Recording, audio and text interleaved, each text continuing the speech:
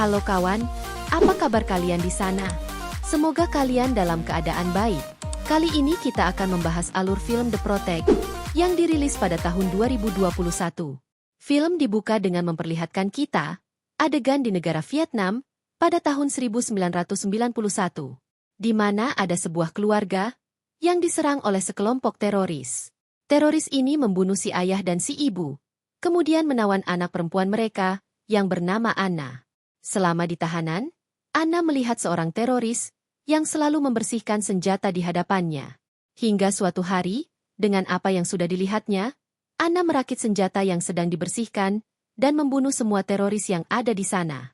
Singkat cerita, sesudah membunuh para teroris, ia lalu memotong rambutnya. Kemudian ia tidak sengaja ditemukan oleh seorang pria bernama Moody yang ternyata seorang pembunuh bayaran. Saat itu ia ditugaskan untuk membunuh teroris. Lantas Moody malah menemukan seorang anak di sana. Moody memutuskan untuk membawa anak keluar dari Vietnam dan membesarkannya. Kemudian 30 tahun pun berlalu, di mana Anna sudah menjadi perempuan dewasa nan cantik. Tapi sayangnya ia malah dibesarkan menjadi pembunuh bayaran. Dalam setiap pekerjaannya, Anna selalu bekerja dengan Moody yang selalu sedia membantu Anna. Selain jadi pembunuh bayaran, di kehidupannya saat sedang tidak bekerja, Anna menjadi seorang penjual buku dan memiliki toko buku di tengah kota. Sedangkan Moody hidup layaknya orang tua biasa yang punya rumah besar di pinggiran kota dan hidup tenang bersama dengan istrinya. Hingga suatu hari, Moody yang sedang sakit-sakitan meminta Anna untuk mencari informasi tentang seorang bernama Lucas. Tanpa tahu apa tujuannya, Anna pun mengiyakan hal itu. Dia pergi mengunjungi temannya yang seorang hacker dan memintanya untuk mencari informasi tentang Lucas. Keesokan harinya, Anna kembali berjumpa dengan temannya untuk menyerahkan informasi yang ia dapat.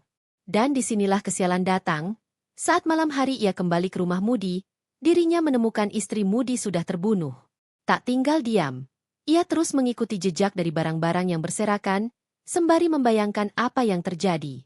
Ketika sedang meratapi kesedihannya, Anna tidak sengaja melihat sebuah remote control yang hidup, dan saat ia menggunakannya, tiba-tiba ada sebuah drone yang datang, membawa kalung yang tak lain adalah kalung milik Moody. Mendapati hal ini, Anna langsung mendatangi temannya si hacker, dan sialnya temannya juga terbunuh dengan cara yang mengenaskan.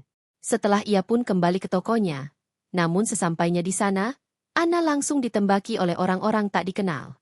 Awalnya ia sempat kalah, tapi karena lawannya lengah, Anna dapat kabur dengan selamat dari sana.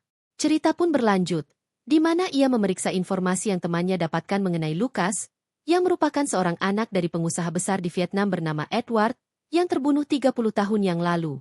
Kemudian Anna melihat isi kalung yang ditinggalkan oleh Moody dan semuanya terungkap. Rupanya Moody adalah pembunuh yang dibayar untuk membunuh Edward di Vietnam dahulu. Melihat semua informasi ini, Anna menyimpulkan bahwa Lucas anak dari Edward yang membunuh Moody dengan tujuan untuk balas dendam atas kematian ayahnya 30 tahun yang lalu. Selanjutnya, ia memutuskan untuk pergi ke Vietnam guna mencari Lucas di sana.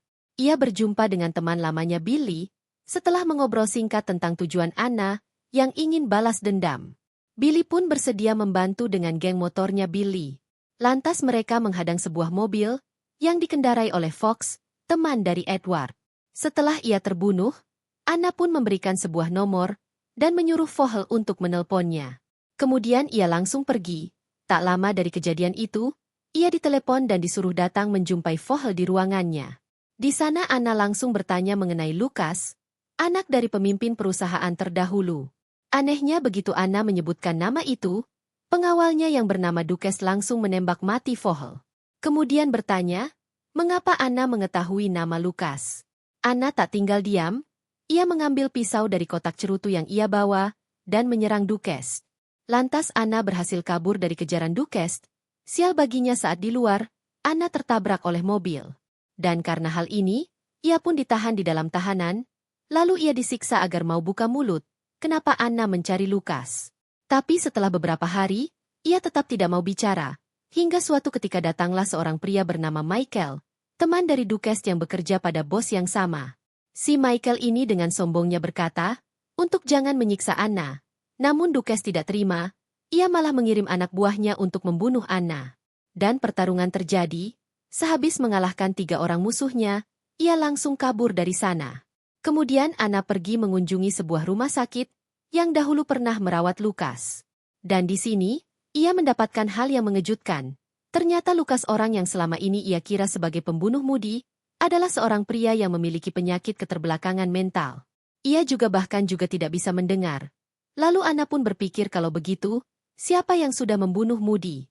Cerita pun berpindah ke Michael, di mana karena tidak senang dengan kesombongan Michael dahulu, lantas Duquesne memerintahkan anak buahnya untuk membunuh Michael di keramaian. Dirinya pun diserang oleh sekelompok orang. Menggunakan kemampuannya, ia dapat membunuh orang-orang itu dengan mudah. Kemudian, ia pergi ke rumah Duquesne yang ingin membunuh dirinya.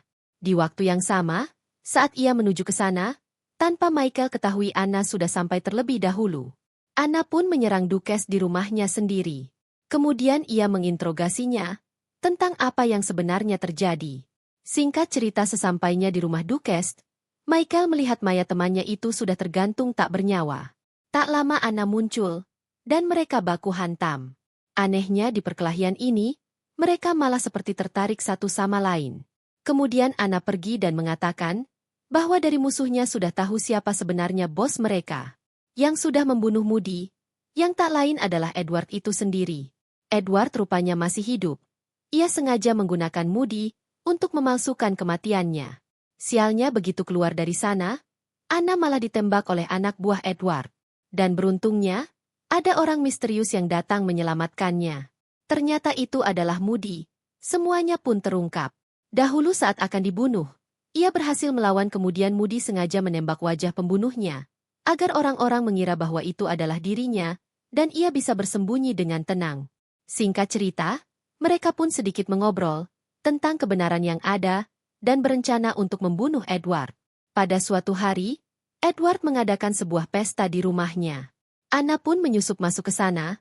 Di tengah pesta ia mengeluarkan pistolnya, dan mau membunuh Edward. Tapi ia dipergoki oleh Michael. Karena hal ini, Edward dapat kabur dan masuk ke sebuah bunker. Sedangkan Anna yang terluka, akibat tembakan sebelumnya, mati-matian mencoba kabur.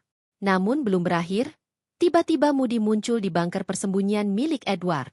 Rupanya mereka memang berencana untuk memancing Edward masuk ke dalam bunker. Sebelum kejadian ini, menggunakan alat miliknya, Moody mengintip kode bunker itu, dan masuk ke sana menunggu Edward datang. Mereka pun sedikit berbicara tentang masa lalu, di mana Moody merasa sangat kesal karena sudah dimanfaatkan, bahkan mau dibunuh oleh Edward. Moody yang saat itu sudah sakit-sakitan, akhirnya mengeluarkan sebuah bom dan meledakkan diri, sekaligus membunuh Edward untuk balas dendamnya. Karena ledakan yang terjadi, Anna dapat kabur dan pergi ke sebuah gedung yang tak lain tempat di mana ia ditahan dan membunuh teroris waktu ia kecil dulu. Tapi entah kenapa, Anna memberitahu lokasinya berada kepada Michael. Kemudian Michael pun datang ke sana. Walaupun mereka saling menyukai, namun karena berbeda pihak, mereka terpaksa menodongkan senjata satu sama lain. Dan tembak-tembakan terjadi. Film ini diakhiri dengan adegan Anna yang berhasil selamat dari tembakan itu, lalu ia keluar dari gedung. Dan dengan begitu film pun berakhir. Gimana ceritanya? Pasti seru kan? Itulah cerita dari film The Protect.